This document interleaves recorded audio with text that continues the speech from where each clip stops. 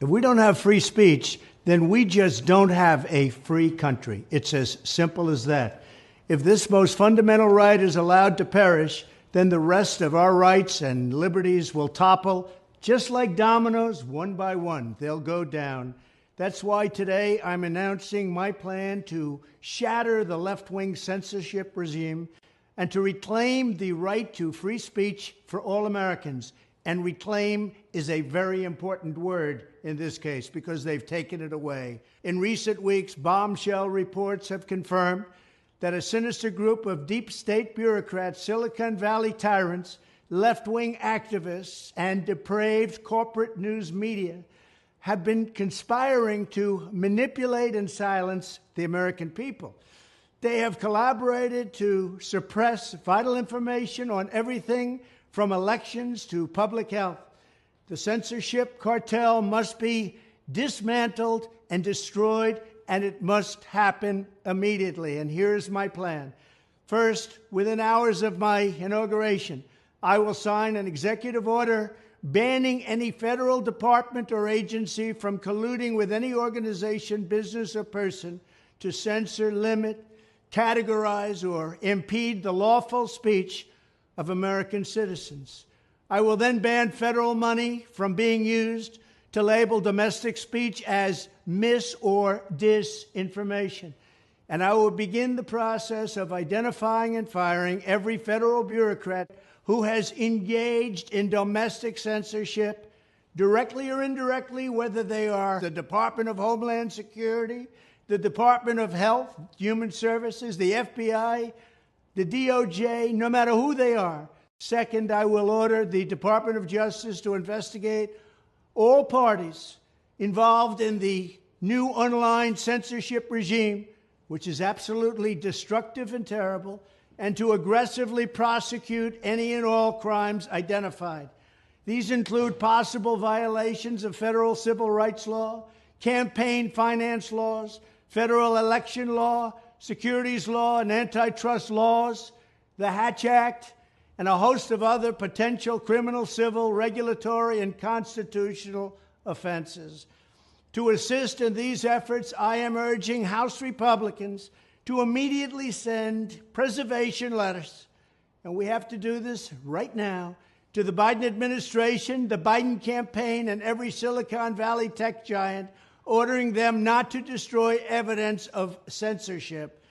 Third, upon my inauguration as president, I will ask Congress to send a bill to my desk revising Section 230 to get big online platforms out of censorship business. From now on, digital platforms should only qualify for immunity protection under Section 230 if they meet high standards of neutrality, transparency, fairness, and non-discrimination.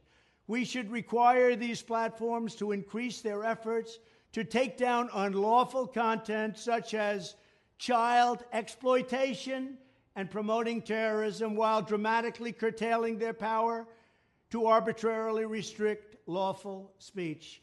Fourth, we need to break up the entire toxic censorship industry that has arisen under the false guise of tackling so-called mis- and disinformation.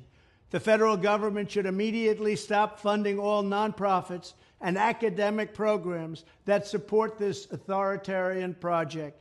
If any U.S. university is discovered to have engaged in censorship activities or election interferences in the past, such as flagging social media content for removal of blacklisting, those universities should lose federal research dollars and federal student loan support for a period of 5 years and maybe more. We should also enact new laws laying out clear criminal penalties for federal bureaucrats who partner with private entities to do an end run around the Constitution and deprive Americans of their First, Fourth, and Fifth Amendment rights. In other words, deprive them of their vote. And once you lose those elections, and once you lose your borders like we have, you no longer have a country.